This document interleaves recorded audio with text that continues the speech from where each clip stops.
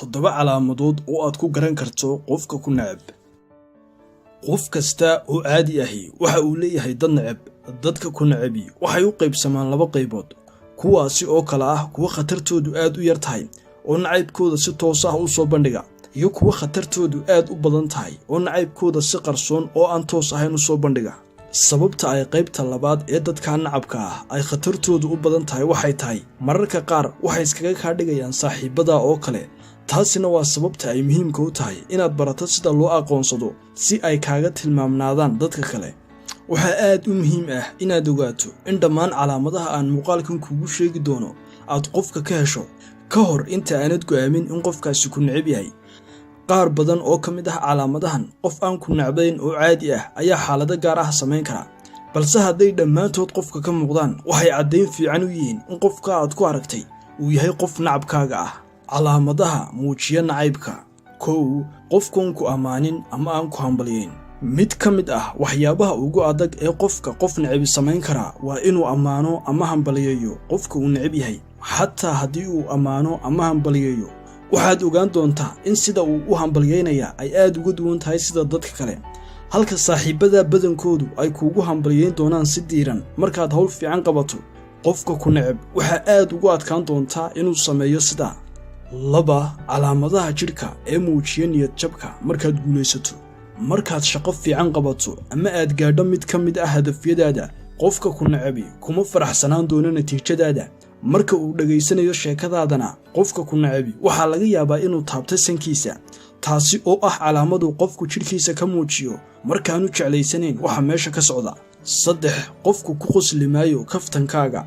xataa haddii aad tidhaa wax aad u qosol badan, qofka ku necebi awoodi maayo inuu hadalkaa ku qoslo isagoo dhoolla caddayn been ah iska keena mooye. 4. qofkoo hadallo xun kaa sheega. qof kasta oo kaa sheekeeya markaad ka maqan tahay maaha qof ku neceb, balse marka uu qofku adoo maqan kaaga sheekeeya si xun oo dadka kale ku dhiirigelinaysa inay sidoo kale ku nacaan, waxaa hubaal ah in qofkaasi ku neceb yahay. 5. qofkaasi wuxuu danayn doonaa inuu ogaado warkaaga. qofka ku necebi wuxuu badanaa isku dayi doonaa inuu ogaado horumarka noloshaada si uu u hubiyo inaad weli dhib ku jirto. waxaa laga yaabaa inaad aragto isagoo ku weydiinaya su'aalo faahfaahsan oo kugu saabsan si uu u ogaado inaad faraxsan tahay iyo in kale. 6. calaamadaha uu muujinayo markuu ku arko adigoon faraxsanayn. marka uu dhegaysanayo sheekadaada murugada leh, qofka ku necebi waxaa laga yaabaa inuu taabto sunniyaha indhihiisa, taasi oo ah calaamad jidheed muujisa in qofku uu ku faraxsan yahay waxa meesha ka socda. wuxuuna noqonayaa qof tamar iyo enerji badan leh, xataa waxaa laga yaabaa inuu dhoolla caddeeyo. 7. wuxuu isku dayi doonaa inuu kuu digo markaad isku daydo inaad guulaysato. nacabka ku neceb qaar ka mid ahi waxay isku dayi doonaan inay iskaga kaa dhigaan saaxiibbo ku danaynaya. kuwaasi waa kuwa badanaa isku daya inay kuu digaan markaad isku daydo inaad ku guulaysato noloshaada, ama aad isku daydo inaad samayso waxay iyagu maarayn waayeen inay sameeyaan. hadalka ugu dambeeya ee sida aad ku ogaan karto dadka ku neceb waa inaad fahantaa in si aad u ogaato inuu qofku neceb yahay aad calaamadahan oo dhan ka hesho. intaa waxaa dheer, waa inaad hubisaa in qofkaasi uu calaamadaha ku soo celcelinayo marar badan. sida ugu fiican ee aad iskaga kantarooli karto dadka ku neceb waa adigoo iska dhiga sidii oo aad aaminsan tahay iyaga, adigoo qorshayaashaadana si hoose oo sira uga shaqaysanaya. haddii aad jeceshahay iyo haddii aanad jeclaynba, noloshaada waxaad la kulmi doontaa dad xun oo qaarkood ku neceb yihiin.